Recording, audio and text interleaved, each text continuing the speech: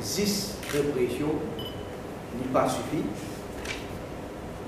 Et donc, une des bonnes raisons qui fait nous mettre sur pied le National Drugs and HIV Council.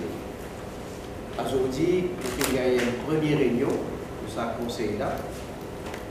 Et ce conseil-là, sur un de ce travail qu'il faut faire, c'est une recommandation qu'il fait, notamment il y a trois rapports importants. Un, c'est le National Drug Control Master Plan 2018-2020. On a aussi le National Action Plan for HIV and AIDS 2017-2021. Et puis, il y a le rapport de la commission de la drogue, donc, qui le gouvernement pour analyser, c'est le conseil qui peut faire, bien sûr, il y a plusieurs recommandations, et que le gouvernement peut analyser et pour implémenter un certain nombre de autres mesures. Quand il s'agit d'une recommandation qu'il fait par la commission de la drogue, c'est création d'une National Drug Policy Commission. Et donc, nous finissons intégrer cette recommandation-là dans le nouveau structure qui nous peut proposer, qui, si c'est à l'étude là, à ce jour, c'est le National Drugs Secretariat. Le National Drug and HIV Council, donc, on a deux secrétariats. Le National AIDS Secretariat, qui déjà en opération, et qui peut déjà continuer à opérer sous le ministère de la Santé.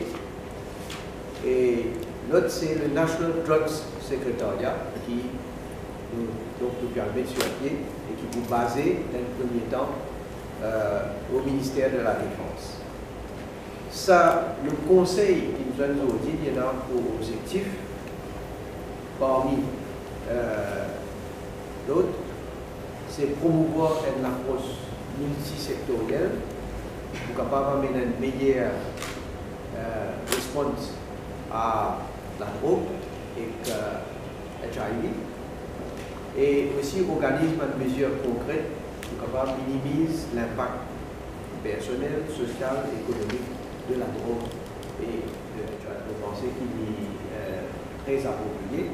Et ça conseille-là aussi pour la capacité de mettre sur pied un comité ad hoc avec la participation des autres techniciens, experts, etc. pour capable éventuellement faire une recommandation et venir aussi avec une recommandation qui nous fait.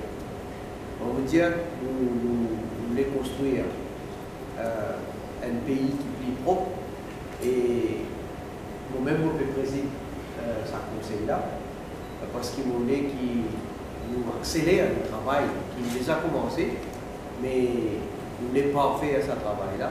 Et quand nous trouvons, quand on a une lacune, évidemment, à trouver une solution, améliorer et continuer avec sensibilisation, surtout, avec l'éducation. Et bien sûr, réhabilitation, qui est très important parce qu'il nous met encore plus loin dans nos combats